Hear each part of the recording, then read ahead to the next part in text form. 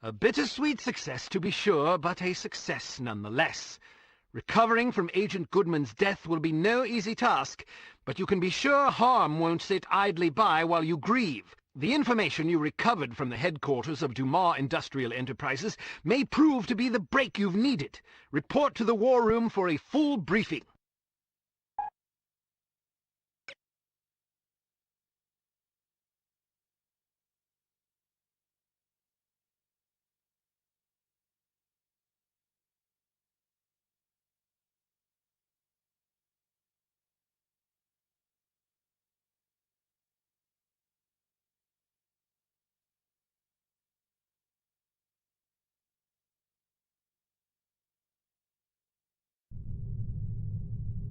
Go! Tom! Get out of here now!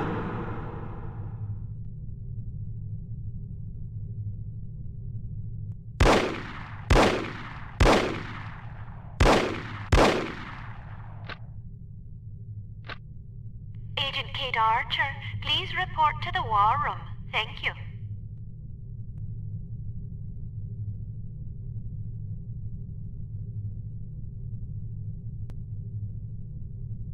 Agent Goodman's death is a terrible blow, no question about it. But although this mission was costly, it may well prove to have been worth the price. I wish I could believe that. You mustn't lose sight of our objectives. The sacrifice of any or all of us is a small price to pay to preserve the lives we will save if we are successful. Tom knew the risks. So did Bruno. So do you. Knowing the risks doesn't really prepare you for losing a partner. It certainly doesn't prepare you for losing two. Nothing can prepare you. The loss of an operative is never expected and is always tragic. But as horrible as it sounds, it's also inevitable. It's a dangerous job. Perhaps Mr. Smith is right. Perhaps I'm not up to the task. Rubbish. You've performed remarkably well under extraordinarily difficult circumstances. I confess I was somewhat skeptical at first, but that was before I grasped the magnitude of the situation. In my entire tenure as a field operative, I never once faced a crisis this formidable, and certainly can't say I would have done so with the aplomb and competence you've demonstrated thus far. I didn't realize you were a field operative. Indeed, for 14 years. After the war, I found I was having a hard time adjusting to civilian life. Fortunately, an old acquaintance of mine was recruiting for Unity and happened to ring me one afternoon. I've never looked back. Sort of difficult to imagine, isn't it? Not at all. You flatter me. Anyhow, let's have no more self-pity. What do you say? Yes, sir. So before you served on the committee, you and Bruno were colleagues. And friends. Did you ever work together on an assignment? Frequently. We lost track of how many times we'd saved each other's lives. And you still believe he was capable of treason? In my heart? No. Intellectually?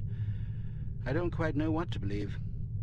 No question about it. He was always a steadfast, resourceful fellow.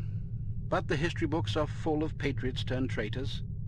There's no telling what a man is capable of, given the appropriate temptations. I know what I believe. I admire your conviction, and I pray you're right. Ah, Mr. Smith, I hope you have some good news. Good news would be that we hadn't lost another valuable agent on this mission. What news do we have? Well, our analysis of Agent Archer's photographs is complete. And?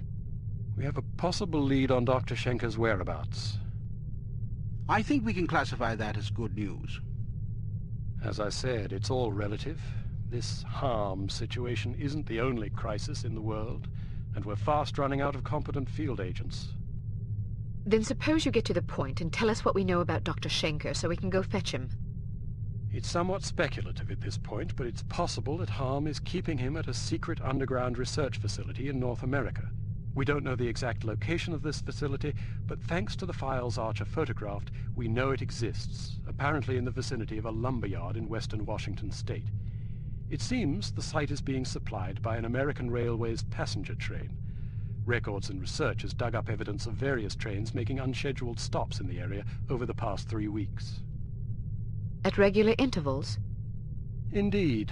Probably to drop off supplies and personnel. We're certain that at least one American Railways engineer is on the Harm payroll, although several individuals may be involved. We're looking into it. What's my assignment? Phase 1 will be to apprehend the engineer or engineers in question so that we can interrogate them. Once you're aboard the train, How exactly am I to get aboard?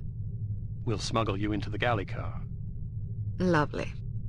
Anyhow, once you're aboard, you will meet with a contact who will tell you precisely whom you'll need to detain. It is safe to presume that other Harm personnel will be aboard the train, so subtlety is advisable. Needless to say, seizing the conspirators will prevent the train from making its stop, so you'll have to be sure to detrain at the appropriate time. Well, after falling out of an airplane, I suppose jumping off a moving train can't be that bad. That won't be necessary. Once your objectives are complete, you must head for the caboose and detach it when you're near the lumberyard. We'll have an agent in place to switch the track and reroute you to an unused depot behind the lumberyard. This area is not likely to be heavily guarded, so you shouldn't have much difficulty getting through. If all goes according to plan, you will rendezvous with another undercover agent who will, we hope, have information that should help you locate the underground base. Then I grab Dr. Schenker and get the hell out. Precisely. We'll have a helicopter nearby awaiting your signal. Your flight departs in 1 hour, so if you need to stop by the toy shop, now's the time. Understood. Thank you for putting things in perspective for me, sir. I promise you I will do everything in my power to destroy Harm. Archer? Sir, Don't let anger cloud your judgment. Revenge is an understandable impulse, but it is also a contemptible one. Our job is not to avenge, but to protect. I can't just shut off my feelings like a tap. No, but you can bridle them and use them to fuel your resolve. Destroy Harm, but do it to save innocent lives, not to retaliate for those already lost. The moment you give in to wrath, you become as reprehensible as the monsters we're hunting. Clearly, we are all called upon to take lives from time to time, but we must neither relish it nor agonize over it. It is a duty, plain and simple. Not a pleasant one, but often a necessary one. I'll do my best, sir.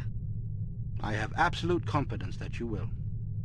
There was one more thing, although I'm not sure how important it is. According to one of the documents Archer photographed, it seems the Baron's wife changed her surname some time ago. Really? So her maiden name isn't McLean? It's Farnsworth. Felicity Farnsworth? Are you quite sure? Positive. Do you know of her? Aye, that I do. When she was 8 years old, her father, a wealthy banker, was involved in a nasty public scandal involving unmentionable acts with a 12-year-old boy. How dreadful. Mr. Farnsworth committed suicide shortly thereafter. Felicity and her mother, by all accounts a vapid socialite, were ruthlessly ostracized by their peers. Guilt by association, presumably. Furthermore, rather than inheriting the fortune she expected, Mrs. Farnsworth discovered that her late husband had left the family in inescapable debt. She went quite mad. Several days after being institutionalized, she hung herself. My word, that poor child. Felicity fell into the custody of an elderly aunt whose lifestyle was apparently rather more severe than she was accustomed to. About a year later, the aunt took a fatal tumble down the stairs. Foul play? No mention was ever made. What happened to the girl? She ended up with a foster family where she remained until she was 14. One night she went out her bedroom window and was never seen again. Or at least no one recognized her. Astonishing.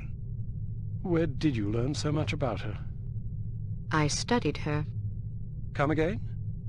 I believe I first read about her in a gossip column. I was intrigued by the similarities in our background, so I dug deeper. What similarities? Well, we both came from wealthy families. We were both orphaned at a relatively early age. Our fathers both killed themselves, although for very different reasons. We were both plunged into undesirable circumstances and resorted to rather desperate measures to survive. I found it quite uncanny at the time, although in retrospect I think we had less in common than I once believed. Adversity is the truest test of character. The strong are strengthened by it, the weak made weaker. It sounds like this Baroness didn't have the wherewithal to cope with her misfortunes. It's a common trend among terrorists and bullies that they imagine themselves persecuted by fate and therefore feel justified in harming others. You're frothing. Sorry, I get carried away. She's involved somehow.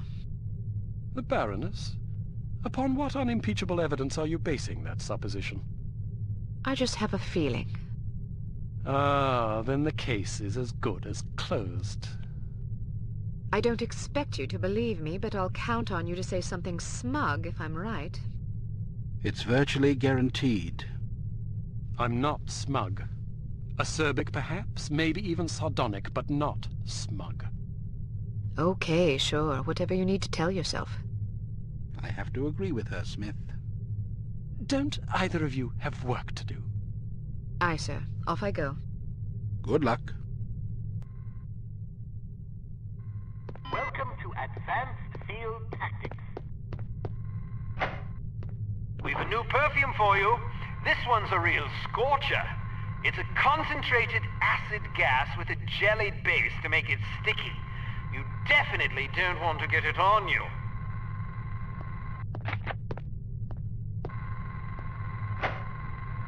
Here's a spiffy new device that should make dealing with security cameras less of an ordeal. When fastened to a camera, it generates a still image from the camera's viewpoint that should convince a casual watcher that he's seeing an empty room.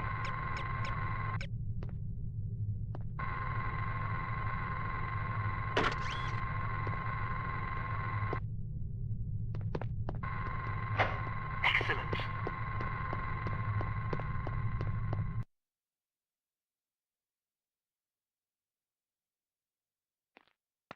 Riding a motorcycle is easier than you might suspect. To get on, simply walk up and